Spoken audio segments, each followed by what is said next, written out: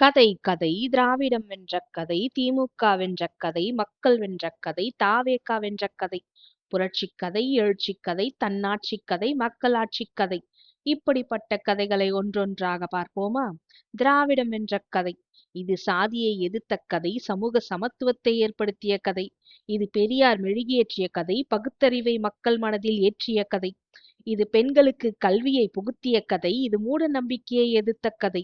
இது மொழி உரிமையை அடையாளப்படுத்திய கதை. இது மக்கள் ஒன்றிணைந்து உருவாக்கிய புரட்சிக் கதை. அடுத்து திமுக உருவான கதையை பார்ப்போமா? இது திராவிடம் என்ற இயக்கத்தை அரசியல்மயமாக்கிய கதை. இது ஒரே நாளில் உருவான கதை அல்ல. இது அண்ணா அவர்களின் பேச்சுக்களால் மக்களை சிந்திக்க வைத்த கதை.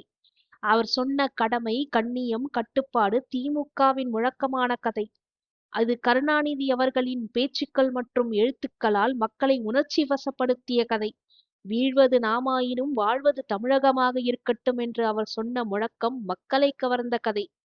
தமிழ் வாழ்க, இந்தி திணிப்பை எதிர்ப்போம், சமூக நீதியை காப்போம், மாநில உரிமையை நிலைநாட்டுவோம், சாதி ஆதிக்கத்தை ஒழிப்போம் போன்ற வரிகள் ஒரு தலைமுறை அரசியலின் உணர்வையே வடிவமைத்த கதை. இந்தி திணிப்பு என்ற மாபெரும் போராட்டத்தை பயன்படுத்திய கதை. இது 18 ஆண்டுகளாக உழைத்து கட்டமைப்பை அமைத்து தமிழ்நாட்டின் ஆட்சியை பிடித்த கதை. இது தமிழ்நாட்டின் அரசியல் திசையே மாற்றிய ஒரு எழுச்சி கதை. அடுத்து தன்னாட்சி கதை ஒன்றை பார்ப்போமா? இது மக்கள் வென்ற கதை, ஜல்லிக்கட்டு போராட்ட கதை. இது 2017ஆம் ஆண்டு ஆலந்தூரில் போட்ட விதையின் கதை. இது ஜல்லிக்கட்டு என்னும் பாரம்பரியத்தை காக்க எழுந்த கதை. இது இளைஞர்களும் மக்களும் இணைந்து நம் அடையாளத்தையும் கலாச்சாரத்தையும் பாதுகாக்க நடத்திய போராட்டத்தின் கதை. தமிழர் அடையாளத்தை காப்போம், தமிழர் கலாச்சாரத்தை காப்போம் என்ற முழக்கத்தின் கதை. இது அரசியல்வாதிகளையும் நடிகர்களையும் பிரபலங்களையும் தள்ளி வைத்து வென்ற போராட்ட கதை. இது மக்கள் சுய சிந்தனையின் முதல் டிஜிட்டல் வழியினான தன்னாட்சி கதை. கடைசியாக தாவேகா வென்ற கதையும் பார்ப்போமா?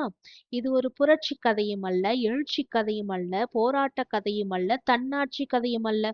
இது ஒரு மாற்றத்திற்கான கதை. இது மக்களின் தொடர் ஏமாற்றங்களால் எழுந்த மாற்றத்தின் கதை. இது மின்னணு ஊடகங்களால் அரசியல் மாற்றத்தை ஏற்படுத்திய கதை. இது ஒரு அரசியல் போராட்ட வாக்குப்பதிவின் கதை. இது பல காலமாக இருக்கும் ஊழல், குடும்ப அரசியல், ரவுடித்தனத்திற்கு எதிராக விழுந்த மக்கள் வாக்கின் கதை. இது கொள்கையை விட விஜய் என்னும் பெயரை நம்பி வாக்களித்த மக்களின் கதை. இது ஒரு வலுவான கட்டமைப்பு இல்லாத கட்சியின் கதை. இது பலனொன்றும் எதிர்பாராது வாக்களித்த ரசிகர்களின் கதை. இது வேட்பாளர் யாரென்று அறியாமல் விஜய் என்னும் பிராண்டிற்கு வாக்களித்த மக்களின் கதை. இது மாற்றத்தின் தொடக்கமா, ஏமாற்றத்தின் தொடக்கமா? இதற்கு காலம்தான் பதில் சொல்லும். அடுத்த தொகுப்பில் சந்திப்போம். நன்றி, வணக்கம்.